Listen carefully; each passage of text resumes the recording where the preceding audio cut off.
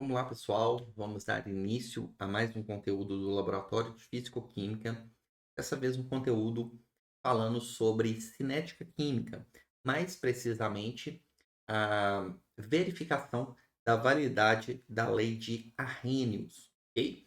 Que mostra aí uma relação direta entre a constante de velocidade de processos químicos com a temperatura. Beleza? Então vamos lá, vamos iniciar mais um conteúdo. Esse conteúdo aqui a gente vai estar trabalhando com uma determinada reação química, beleza? Que envolve aí o iodeto reagindo com o persulfato, beleza? E aí a gente tem alguns reagentes aqui. A gente vai fazer essa reação química em diferentes temperaturas. Mais precisamente, a gente vai trabalhar com as temperaturas de 10, 15, 20 graus, 25 graus e 30 graus. São essas condições aqui que serão trabalhadas. Beleza? Deixa eu mostrar aqui para vocês, basicamente, como que vai ser feito a parte experimental dessa atividade. Então, vamos lá. Acompanhe aqui comigo. Tem um esqueminha aqui que vai facilitar a nossa compreensão da atividade de hoje. Beleza? Então, um minuto. Vamos fazer um ajuste aqui. Ok. Seguinte. Basicamente, nós vamos utilizar dois Erlenmeyers, sendo que no primeiro Erlenmeyer eu vou colocar duas soluções, tá? 10 ml, tá bom? De uma solução 0,01 mol por litro de tiosulfato em contato com 20 ml de uma solução de iodeto numa maior concentração, meio mol por litro. No outro Erlenmeyer, eu vou colocar aqui apenas 20 ml da solução do persulfato, uma concentração 0,02 mol por litro, e gotas de um indicador, o amido, que vai funcionar como um indicador para o iodo formado ao longo do processo. Depois que a gente tiver esses dois sistemas aqui medidos, o que a gente vai fazer é colocar eles para reagir nessas concentrações, só que em temperaturas distintas. A gente vai fazer a mesma reação 6 vezes em diferentes temperaturas para avaliar a cinética do processo, o quão rápido ocorre essa formação de iodo.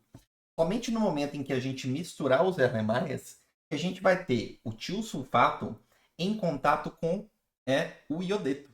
Ou, desculpa, o persulfato, tá? Em contato com o iodeto. Okay? E aí, o persulfato em contato com o iodeto, a gente vai ter aqui uma reação de oxi-redução que leva à formação de iodo. Aí é o seguinte, esse iodo aqui, pessoal, ele vai ser identificado pela presença do amido. Então, o que é importante a gente observar aqui? Ó? Vamos lá.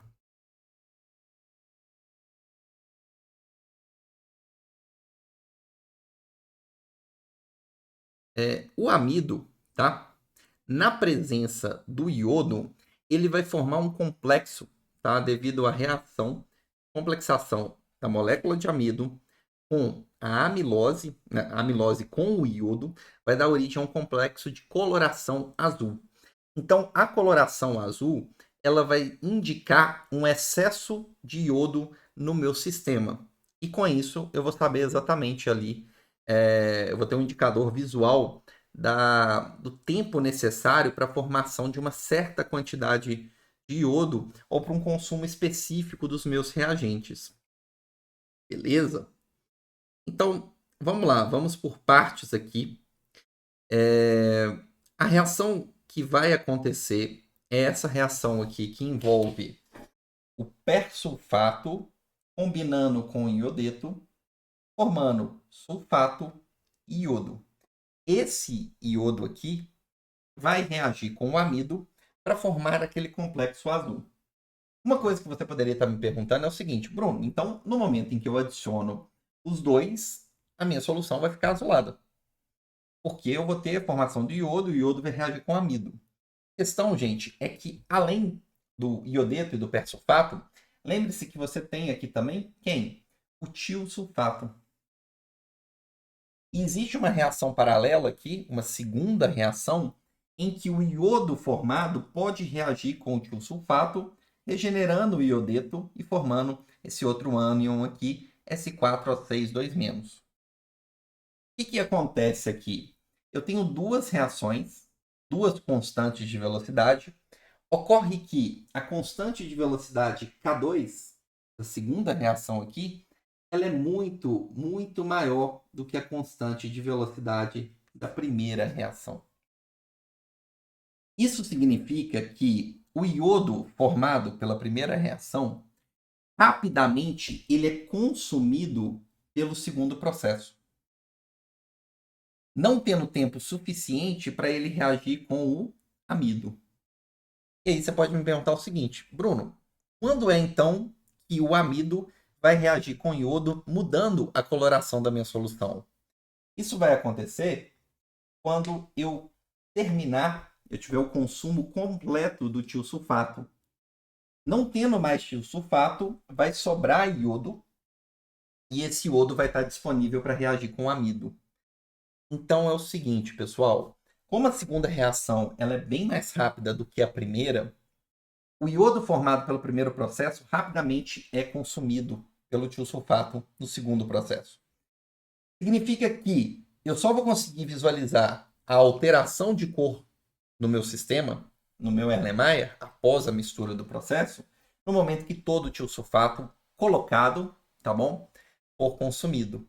Aí sobra iodo e aí eu consigo ver a mudança de cor pela interação do iodo com o amido. Repare que independente da temperatura que eu estiver trabalhando, como as quantidades de todas as espécies são idênticas, isso reflete ao mesmo consumo de tiosulfato e, consequentemente, de persulfato. Mas que pode acontecer mais rápido ou menos rápido em função da temperatura do nosso processo. E é isso que a gente quer verificar. Tá bom? Então, essa é o esqueminha que a gente vai trabalhar na aula de hoje. E aí, deixa eu mostrar aqui para vocês. Na primeira tabela, né?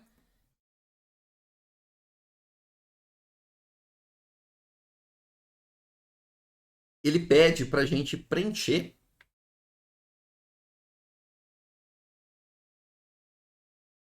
a tabela 1 com as concentrações iniciais de iodeto, tiosulfato e persulfato de potássio, logo após a mistura dos tubos de ensaio. Aí pede para deixar os cálculos aí registrados. Bruno, essas concentrações, elas não foram dadas no estudo dirigido, não? Eu não tenho já esses valores.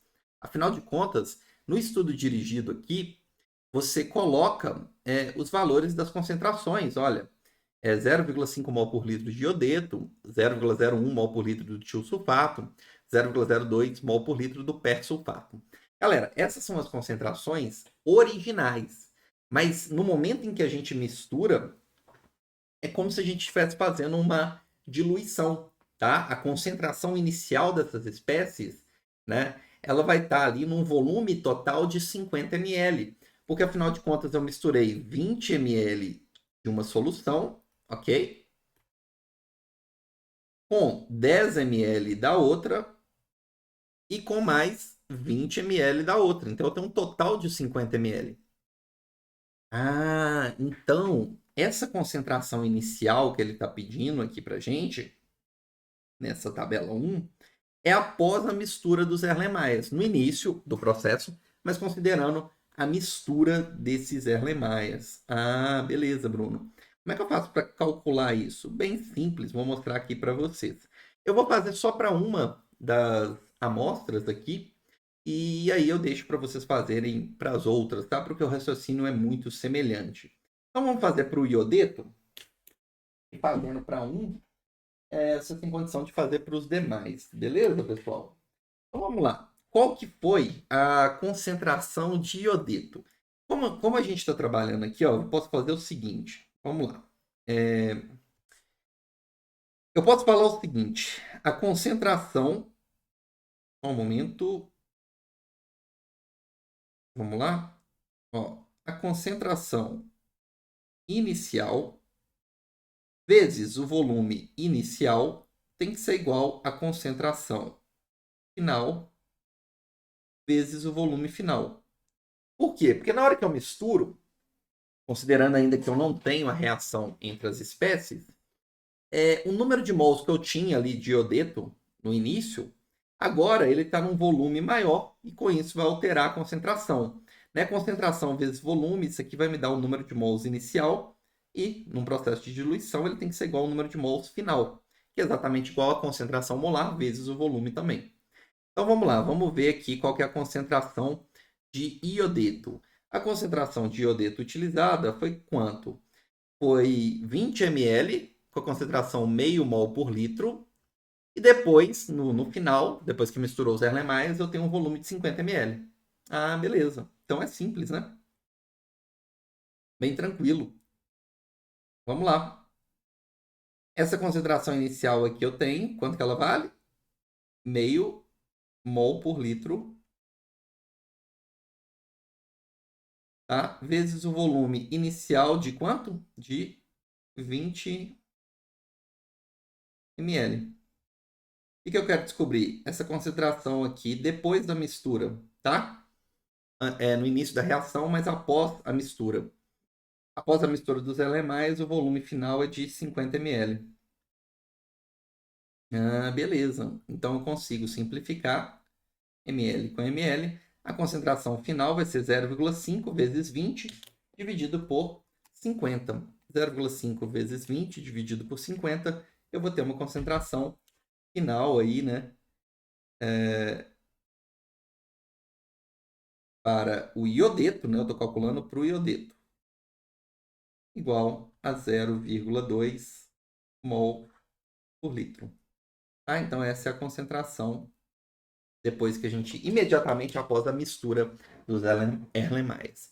E o raciocínio semelhante vocês vão fazer também para o tiosulfato S2O3 2- e o persulfato S2O8 2-.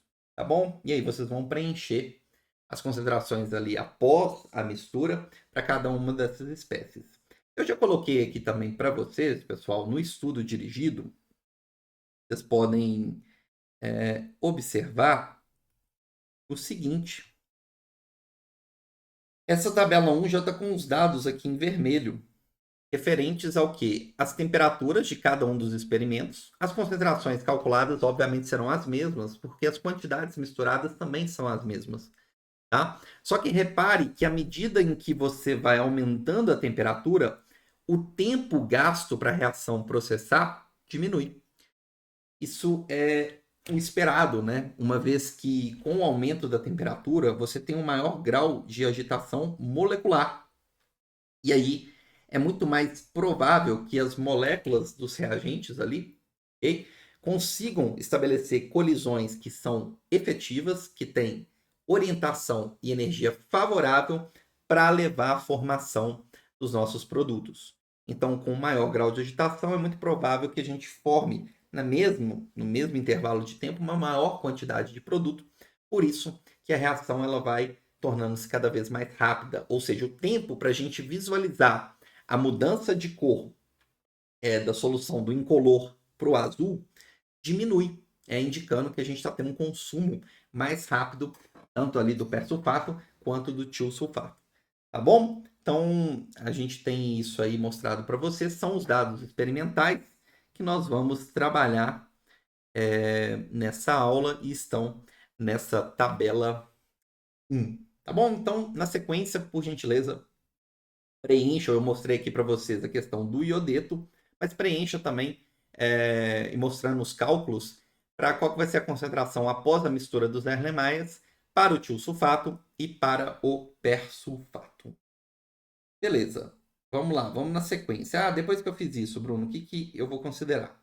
Agora é o seguinte, olha, a gente vai analisar a cinética desse processo. Essa reação do persulfato reagindo com iodeto, é uma cinética de segunda ordem, tá? Depende aqui da concentração do persulfato e da concentração do iodeto, beleza? Só que, eu não sei se vocês estão reparando, mas o iodeto, a concentração de iodeto é praticamente mantida constante. Ele está em excesso em relação às demais espécies. Ah, Bruno, onde você vê isso aqui? Olha, a gente vê isso aqui analisando as concentrações. Olha a concentração do tiosulfato, 0,01. Concentração do persulfato, 0,02. Concentração do iodeto é bem maior do que a dos dois. Então, ele é um reagente que se encontra em excesso. Além disso, pessoal, reparem aqui, ó, que se a gente for observar as reações envolvidas no nosso processo, deixa eu mostrar aqui para vocês uma tela maior. Repare que o iodo formado no primeiro processo, o iodeto, né, consumido aqui no primeiro processo, ele é regenerado no segundo. Então, durante esse processo reacional, a gente tem a concentração de iodeto praticamente sendo mantida constante, tá bom?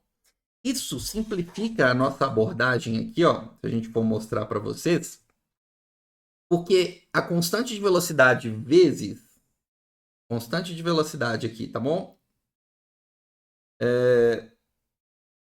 Vezes a concentração de iodeto também vai ser uma constante, já que a concentração de iodeto praticamente não muda.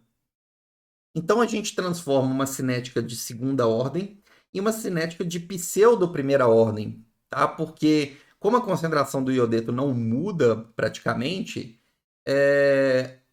a taxa de consumo aí do persulfato vai depender somente da concentração dele, dada por essa equação diferencial aqui. E aí, o estudo dirigido aqui está pedindo para vocês integrarem essa equação 2 e obter uma expressão para K asterisco, né, que é a constante de velocidade vezes a concentração de iodeto, é uma nova constante, né, em função do tempo. Então vamos fazer isso aqui. Vamos lá. Vamos resolver para vocês essa lei de velocidade, né? Vamos obter aqui. Então é o seguinte, vamos lá. K asterisco é a constante de velocidade da reação vezes a concentração de iodeto. Aqui o que eu posso fazer? Eu posso passar o termo que contém o DT para o outro lado e o termo que tem a concentração de persulfato para esse lado num processo de separação de variáveis. E aí eu vou ter o seguinte, ó, 1 dividido pela concentração do persulfato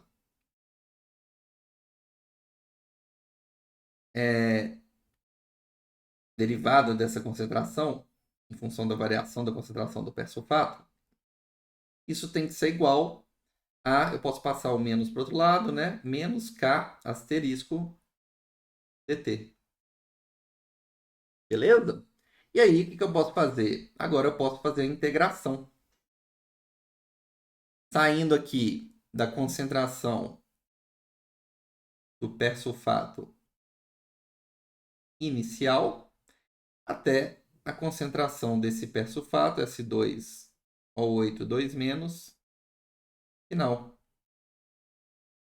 E aqui eu também posso fazer a integração. Eu já vou tirar a constante da integral, variando de 0 até t. Beleza? A integral de 1 sobre a concentração do persulfato é o ln da concentração, estabelecido nos limites de integração. Então, vai ficar ln da concentração final menos ln da concentração inicial. Isso aqui vai me dar o quê? ln da concentração final do persulfato sobre a concentração inicial desse persulfato. Beleza? menos K asterisco integral de dt é T, avaliado nos limites T menos 0, T. Então, vai ficar menos K asterisco dt. Desculpa, T, né? Já integrei, né? Então, repare o seguinte, né? Se eu analisar aqui a nossa tabela 1, em função do tempo da reação, eu consigo descobrir aqui as constantes, a constante K asterisco. Porque essa quantidade aqui, eu sei, ela é a mesma para todos os processos. Beleza? Por que você sabe essa quantidade, essa concentração inicial e a concentração final? Porque, gente, as concentrações são idênticas em todos os processos aqui. E pela estequiometria do processo, eu consigo saber, no momento em que a reação finaliza, né? O meu tiosulfato é consumido, quanto que eu tenho de persulfato no meu sistema. Beleza? Deixa eu mostrar aqui para vocês essa reação acontecendo, para depois a gente discutir isso aqui, como é que a gente pode fazer um pouquinho de modo mais claro aqui para vocês, tá? Então, deixa eu mostrar aqui para vocês. Seguinte. Então, vamos lá. Deixa eu... Para ficar mais claro, ó. Temos aí os nossos reagentes, o iodeto, com quantidade de iodeto, os 20 ml.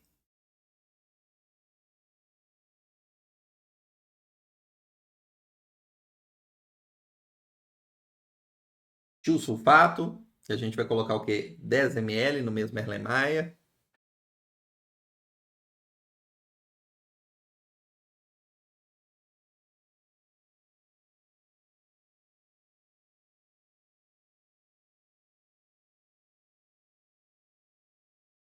Tá bom? No outro Erlenmeyer, aqui que a gente vai colocar 20 ml do persulfato com amido. Colocando ali num banho de gelo, lembrando que a gente vai ter o controle das temperaturas, né? A gente vai trabalhar com 3 temperaturas. 6, desculpa. Persulfato, né? 20 ml. Algumas gotas do nosso indicador, que é o amido. E ele que vai combinar com o iodo, tornando a solução azulada, tá bom?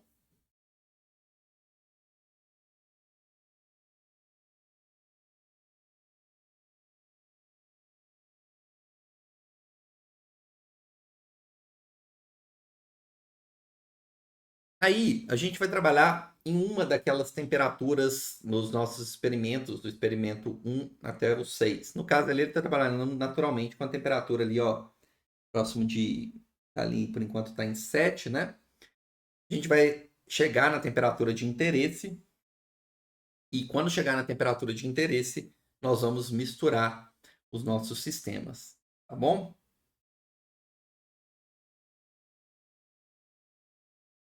Uma barrinha magnética para fazer a agitação. E aí vai adicionar um Erlenmeyer, o conteúdo de um Erlenmeyer no outro.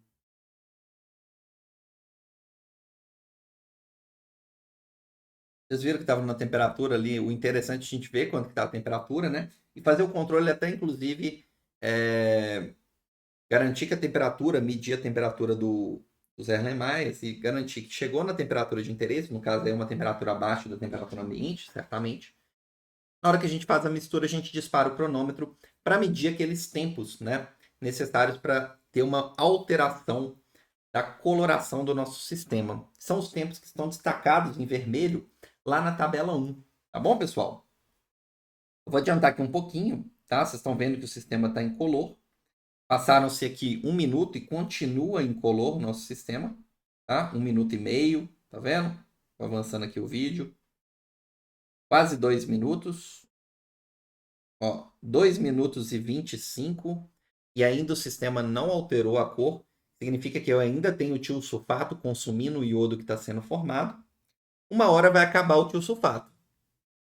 Quando acabar o tiosulfato, como a reação 2 é muito mais rápida do que a 1, né? Acabando o tiosulfato, sobra iodo no sistema para reagir com o amido. E nesse momento, vai ter alteração de cor, conforme vocês estão vendo aí. Tá vendo? E aí, esse é o tempo que a gente tem que registrar. Bom, convertendo ali depois para segundo, para colocar na nossa tabela, a tabela 1 que eu mostrei para vocês, né? A tabela que está aqui, ó. Então, é dessa maneira que a gente consegue obter esses tempos aqui, tá bom? Os tempos vão diminuir naturalmente, porque a gente está aumentando a temperatura quando sai do experimento 1 e vai para o experimento 6. Só que, como as concentrações são as mesmas, pessoal, esse aqui, ó, em todos os experimentos, a quantidade consumida de tiosulfato é sempre igual. E, naturalmente, a quantidade consumida do persulfato também. Tá? Então, a gente sabe, pela estequiometria do nosso processo, aqui, ó, vou mostrar aqui novamente para vocês, o seguinte. Deixa eu voltar aqui para a tela cheia. Olha só, em todos os 6 sistemas, essas são as concentrações utilizadas. A gente mistura, a gente vai ter as mesmas concentrações no início. E ele sempre vai mudar de cor, embora em tempos diferentes, porque o grau de agitação muda, indicando o momento em que todo o tiosulfato foi consumido. E reparem, né, que eu tenho uma relação aqui de 2 mols de tiosulfato sendo consumidos para 1 mol de iodeto, 1 mol de iodo, né? E 1 mol de iodo foi formado a partir de 1 mol de persulfato. Então, a gente tem uma relação de 1 mol de persulfato sendo consumido para cada 2 mols de tiosulfato. Em todos os momentos que a gente interrompeu o cronômetro, significa que todo o tiosulfato foi consumido. E aí a gente sabe, pela estequiometria, que metade do persulfato colocado também foi consumido. Ok? 1 para 2. Tá vendo? Então, essa é a proporção. Se a gente tem aí um consumo de 2 mols de persulfato de tiosulfato no total, metade disso, 1 mol de persulfato, foi consumido. Então, a gente tem condição de saber qual é a concentração inicial de persulfato. Isso aí a gente calculou e colocou, inclusive, na tabela 1. E a gente sabe exatamente qual que vai ser a concentração final do persulfato, porque a gente tem como descobrir o tanto de persulfato que foi consumido pelo completo consumo do tiosulfato. A gente sabe o tanto que isso aqui foi consumido, metade disso reagiu, e aí, tendo a concentração inicial, sabendo o tanto que reagiu, eu consigo descobrir exatamente a concentração final. Tá? E com esses valores, a gente consegue, vamos lembrar ali, ó, da nossa fórmula que a gente desenvolveu. Olha só, sabendo então a concentração final do tiosulfato, do persulfato e a concentração inicial, a gente tem o ln dessa razão. Com o tempo, quem que a gente descobre? A gente descobre as constantes de velocidade, tá? O K asterisco. E, naturalmente, pode descobrir também o K, porque é só pegar o K asterisco e dividir pela concentração de iodeto. Beleza? Vamos continuar ali no estudo dirigido, ver o que a gente tem aí na sequência. Então, obtivemos aí obtivemos a nossa função, que mostra como que o K varia em função do tempo, pela concentração do persulfato. Tranquilo? Aí ele pede na sequência para a gente explicar o motivo por que, que a cor nos sistemas, quando ocorre a mudança de cor nos sistemas, qual é a concentração de tiosulfato presente na mistura. Tá? A concentração de íons tiosulfato, né, presente na mistura no momento que muda a cor é nula.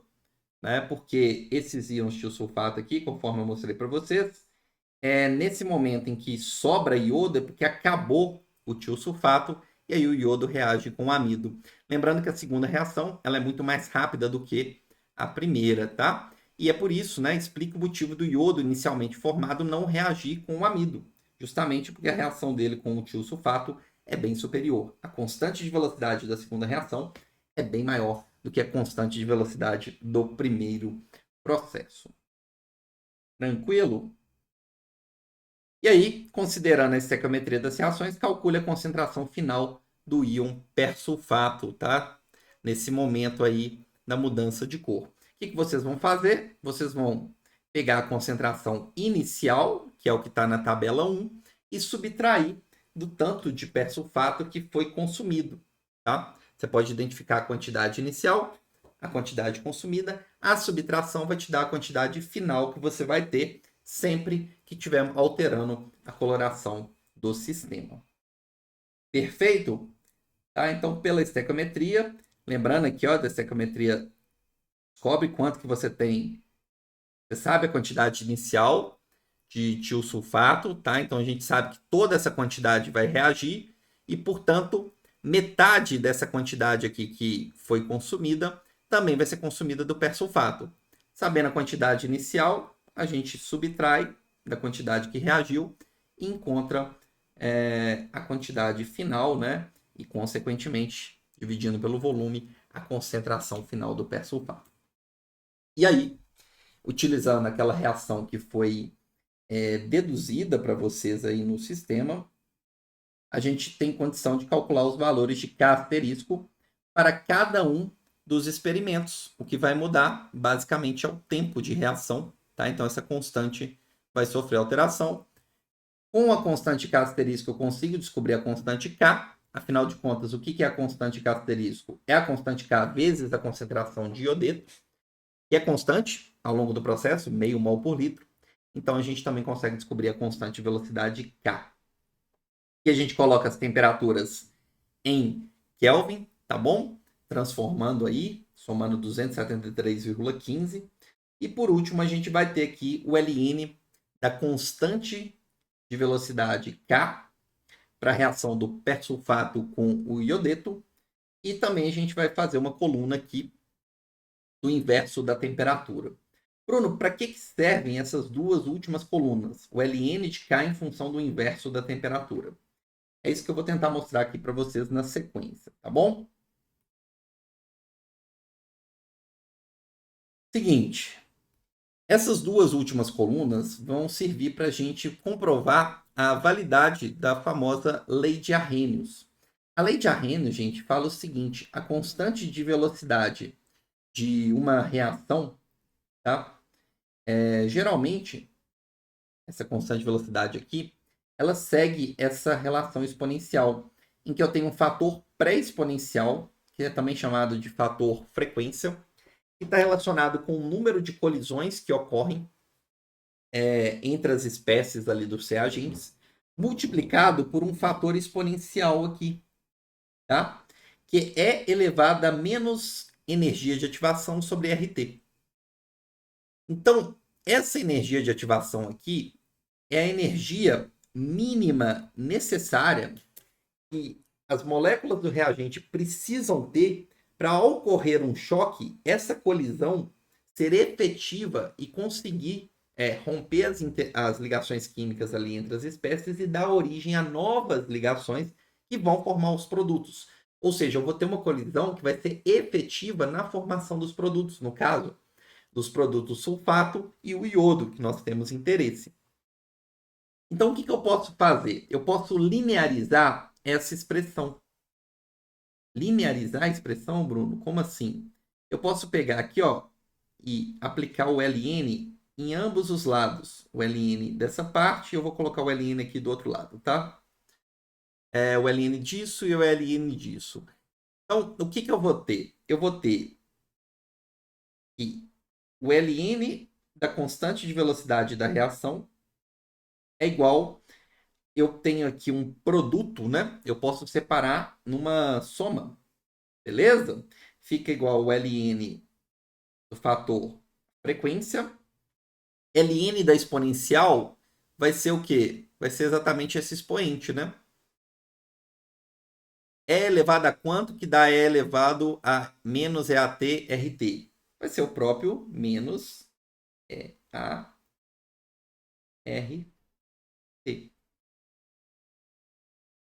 Ah, beleza aqui, Bruno.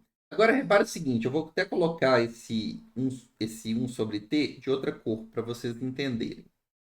Então, isso aqui é a mesma coisa que Vamos lá. 1 sobre T, né? Então, olha só. Se eu fizer um gráfico do ln de KR em função de 1 sobre T, que é o que eu tenho aqui, eu vou ter uma expressão de uma reta. Uma reta do tipo y é igual a b menos ax, não é? A ordenada, que é o ln da constante de velocidade, a abscissa é exatamente 1 sobre t. E aí, repare que o coeficiente linear, o ponto que toca aqui nas ordenadas, vai ser igual ao ln do fator frequência. E o coeficiente angular, que é o que está multiplicando aqui esse 1 sobre t, vai me dar essa inclinação aqui. Então, a gente deve obter utilizando os pontos experimentais aí, a equação de uma reta de inclinação negativa, cuja inclinação, a partir da inclinação desse coeficiente angular, eu vou conseguir obter informações sobre o quê? Sobre a energia de ativação para essa reação. Coeficiente angular A vai ser igual a menos energia de ativação sobre R. O R eu sei, então, a partir da regressão linear realizada, com os dados da tabela aqui, né?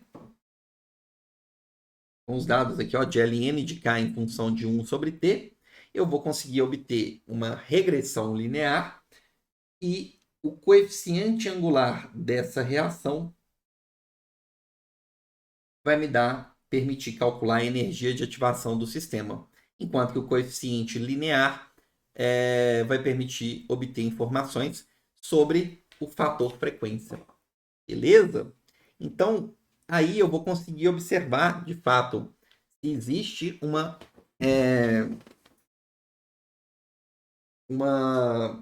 validade dessa lei de Arrhenius, se a gente observar esse comportamento linear entre o ln da constante de velocidade com o parâmetro, em função do parâmetro 1 sobre t. É exatamente isso que vocês vão fazer com os dados obtidos, tá bom?